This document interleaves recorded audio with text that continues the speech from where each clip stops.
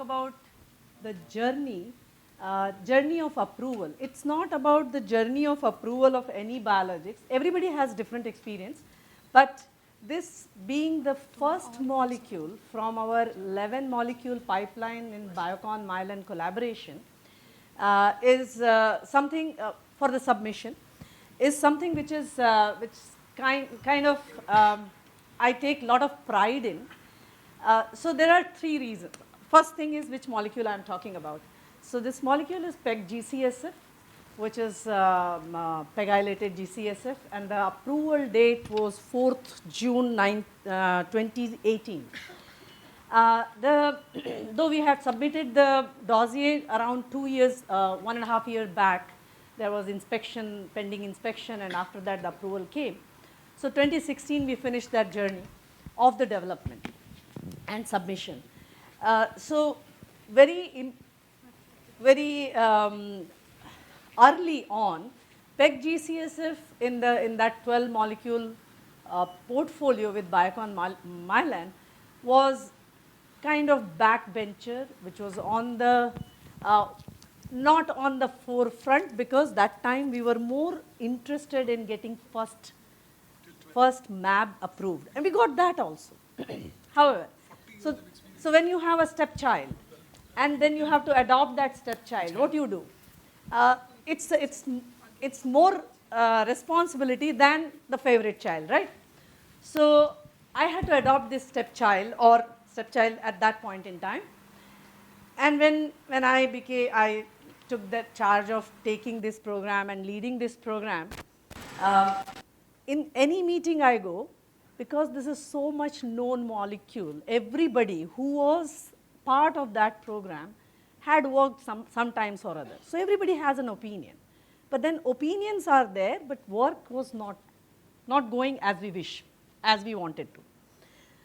So bringing whole of the team together, giving them a purpose and showing that what we can do, that was my first 4 months job, where I would read everything what has been done for that product, and then go into the meeting and say that, can we finish this here, development, or do you have confidence that these 3 batches will give you enough confidence to take the 4th one in the same manner?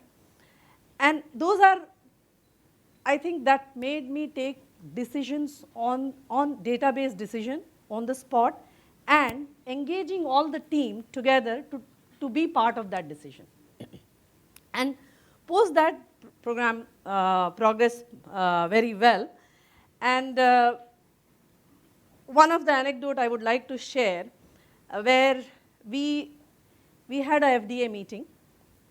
We go there, face-to-face meeting, and we present all the data which was required. And then FDA asked that, do you have anything about PEG? Because it is a 𝐵𝐺CSF. And do you have comparative PEG data? So that was the question previous day which came. And my team was sitting in Bangalore. And being an analytical person, I called my team and I said, see, we have this information, but we have not separately put it together. I want you guys to go into the data, get all that information together, and send me the slide deck. So next day when we go to the FDA when face-to-face, and I have all the information with me. So, and it was amazing. Team was working on, there are time differences, so it was helpful.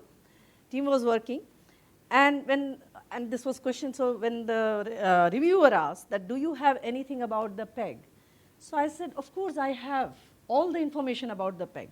We have removed the PEG from the reference product. We also removed our PEG. We have analysis. We have mass spec analysis. These are the data. Do you want to see it? And I think that was the breaking point. They said, no, we don't want to see any data, but if you have done it, fine. And that point was when the trust started building up in the reviewer's mind also, that they have a lot of information. Whatever we ask, it can come. And that was learning for me also, that when you look at any information, are we looking at totality or not? Do we, as we were talking about, we follow the procedure. In R&D, if you follow the procedure, you do things. But there are other information which we are not looking. And as a researcher, if you are not looking at those information, then it is just the information sitting there. It's not giving you anything. So I would recommend everyone who is a researcher, who is in R&D, look holistically. There are certain things which are hidden there. Look at it, analyze it. Probably you have answer to some question. And so that's one thing which I wanted to share specifically because it was very humbling for me in front of not being ridiculed or to be so confident about what we have done. And then one more anecdote I'll share a little later. When we submitted our dossier, there used to be a time when the data, the biosimilarity data, that's kind of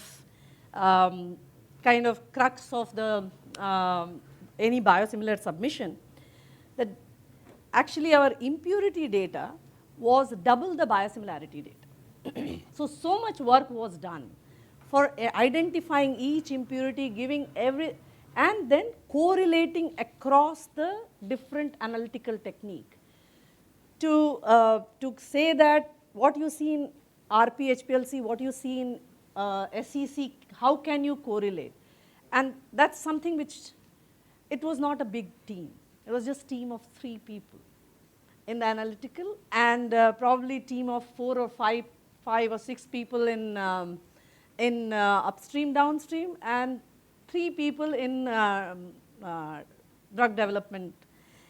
And the batch size was really small. And we generated all information. And actually, Karthik used to make joke of it, that before you smell it, your batch is over. So with that batch size, and Sucharita from his team would say that with that data, with that amount, I generated all the data. You have 30 KL, but you don't have that data. So this is kind of, whole team had a pride in doing something which all of them have been bought into. And that's really humbling when I look back. Each one of the team member kind of, as a personal agenda, they worked on it. And for me, I used to head analytical department. And I used to be I'm still fierce, but I used to be very fierce about my data.